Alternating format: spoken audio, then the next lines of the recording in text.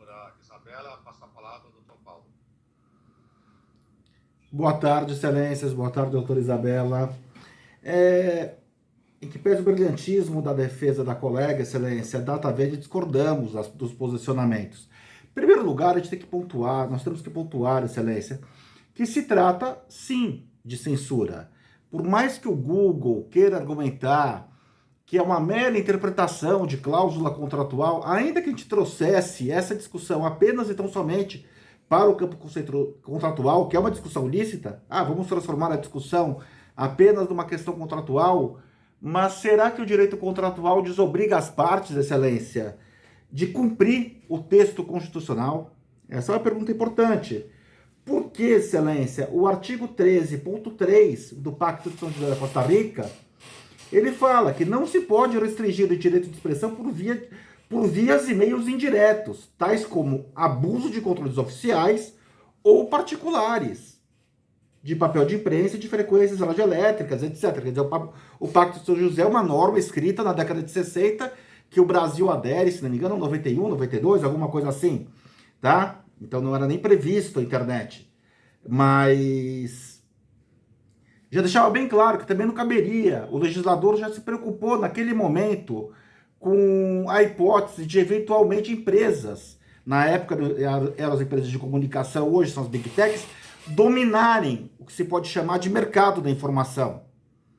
Então a pergunta que a gente tem que fazer, excelência, é uma questão contratual apenas? Porque se a gente decidir que é uma questão contratual apenas e essa censura pode ser praticada pelo Google, eu não vou nem entrar aqui no mérito de novas informações, novas descobertas médicas que se descobriram sobre a Covid-19, inclusive de que as máscaras não funcionam, mas não é esse o objeto hoje, aqui da conversa. O objeto da conversa hoje, da nossa sustentação oral aqui hoje, excelências, é discutir o seguinte: será que todo o artigo 5º da Constituição da República trata apenas e tão somente de direitos dispositivos? Porque seria mais ou menos isso, seria assim, olha, se eu sou obrigado, se o Google pode limitar o que o contratado ou o contratante pode ou não pode falar, seria possível então um contrato onde se prevesse uma prisão por um devedor, alguma coisa assim? Qual que é o limite do direito fundamental aqui? Aonde ele vai ser limitado, aonde ele não vai ser limitado? Existe ainda uma outra questão mais séria, excelência, que obviamente que eu não defendo isso, tá? Obviamente que eu não defendo isso. Mas a posição do Google me faz lembrar o artigo 3º da CLT. Ora, se a empresa está gerindo a forma como os produtores de conteúdo devem se portar, devem se manifestar e sobre o que eles podem falar, a gente teria que levar a discussão para um outro campo. Será que a gente não deveria conversar se os produtores de conteúdo passam até então vínculo empregatício com a Google? Data máxima venda, entendo que não, excelências, tá? Mas assim, por mais que a Google queira argumentar, não, queremos trazer um ambiente seguro. Peraí, até onde eu sei, o Google tem mais de 1 milhão de canais pelo mundo, provavelmente muito mais que 1 milhão de canais, a doutora deve saber desse número melhor do que eu.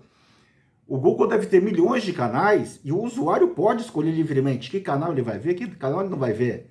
Nós estamos mais nos anos 70, nos anos 80, onde se tinha a opção de 8 emissoras de televisão.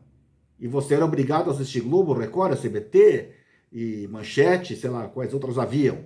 Não, hoje você tem a opção de literalmente milhões de canais pelo mundo. Então não dá para falar assim, olha, nenhum usuário é obrigado a acessar aquele conteúdo. Lembrando que o Google é uma ferramenta, eu estou citando aqui palavras do próprio Google, na ação movida pelo Instituto de Me Cuida contra o Google é formatado para pessoas maiores de idade, pessoas maiores de 18 anos. Então, se a gente coadunar com a censura, se a gente concordar com essa limitação da liberdade de expressão, basicamente, excelência, nós estamos falando que as pessoas não têm capacidade de decidir sobre si próprias.